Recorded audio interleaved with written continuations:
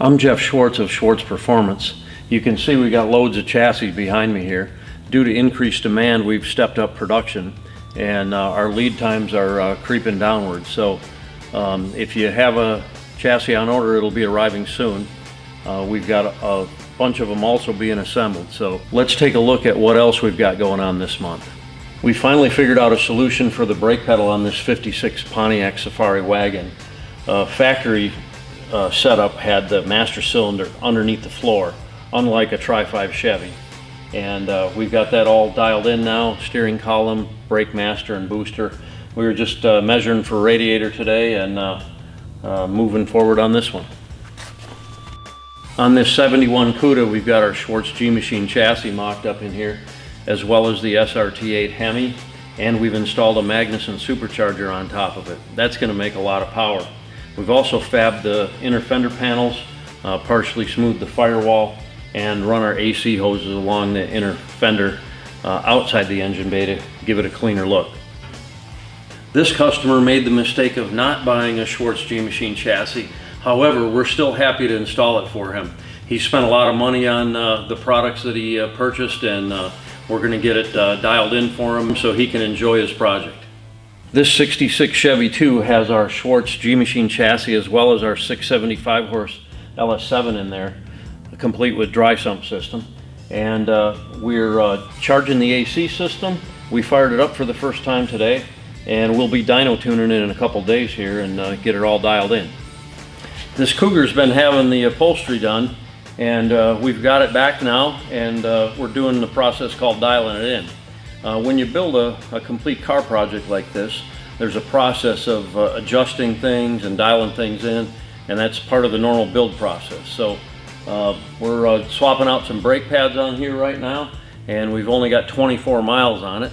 So we generally like to get 500 on them. So a little ways to go on this, and we should be wrapping it up soon. Vladimir's S10 Pickup, we're just dialing it in as well, like the Cougar. This one we got about 500 miles on now, so it's getting real close. The 924 GTS Replica is painted and it looks fabulous. We still have some final assembly work to do and aligning of the suspension, setting of ride heights, and so forth. We'll be hauling this to TPIS in Minnesota shortly, and they're going to do the first startup on it and some dyno tuning. Then we'll get it back, put some miles on it, and dial everything in. The 69 Super B, the last thing we did was replace these butchered sections of the rear deck where they had large speaker holes that looked like they beat them in with a sledgehammer. So we've replaced that with new metal now. This is going to get popped off the chassis, and all the final welding of the sheet metal components on the bottom side of the car will be done on our rotisserie, at which point you know, the bottom will get coated and firewall painted and plop back on the chassis for bodywork. This is the F3 pickup. It's all together mocked up for test fitting all the body panels, and we've got just a few more things to do, like install seat belts and cut a hole in the floor for the shifter and so forth, and then we should be moving on to the bodywork phase. Anybody need any LS exhaust manifolds? These are the cast iron versions. They look pretty good when you take the heat shield off, and they flow pretty well. Give us a call. I got a load of them. We've talked about the advantages of the components used on the Schwartz G-Machine chassis before. However, I wanted to come up with some type of demonstration method to show customers how it actually operates and that you could touch and feel. So what our engineering staff came up with was this display, which I can demonstrate on how the components function.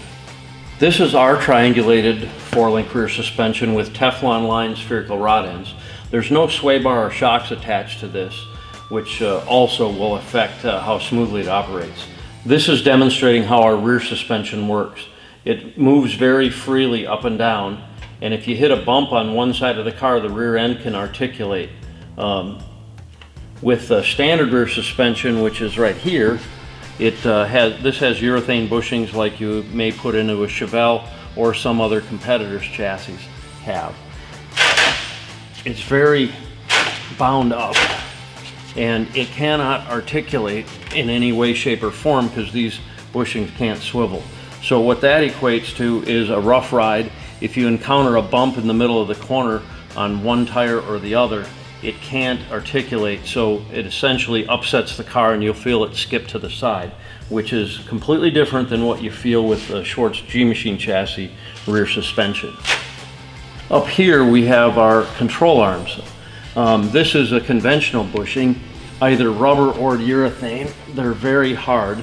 Rubber kind of springs back, urethane just binds, and ours have needle bearings that are greasable, so look at that. What that allows is freedom of movement of the suspension, so when you encounter little bumps and cracks on interstate and so forth, the suspension can move and absorb that real easy. This is a conventional sway bar setup used on production cars and most aftermarket chassis. It uses a urethane or rubber bushing that clamps around the sway bar. When this bolts to the chassis, it's actually pinching the bar, so the effort of this is really high effort. And in the case of rubber, it'll spring back. This is our sway bar setup. It has a nylon bushing in the end. The aluminum arms hold the sway bar in place. And this moves very freely. You can see just a little bit of pressure. So when the car is going down the highway and you hit those little ripples, the actual suspension can be moving freely, and this sway bar is not binding up like a stock one or aftermarket urethane bushing setup. Some people say that heim joints on your suspension will cause noise and road harshness. However, it depends on the quality of the heim joint you use.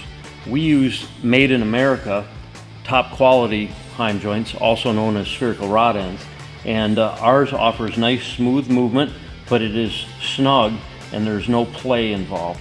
This is another brand that came right out of the package, and you can feel it clunking, right out of the package, and that will cause some noise. However, the products we use on our chassis won't have noise, and they last a long time. Over the years, we've received some awards that I'm quite proud of. Just recently, we were awarded the Best Buick Olds Pontiac at the Carcraft Summer Nationals. And the one I'm most proud of is the fact that we've won the Carcraft Pro Builder not only in 2013, but no other shop has won it twice, and this is 2017 that we were awarded a couple of weeks ago. And I'd like to thank the Carcraft readers and fans that voted for us. It's truly an honor, and I'm extremely flattered. Stay tuned for next month's update. We've got more in store for you. Thanks.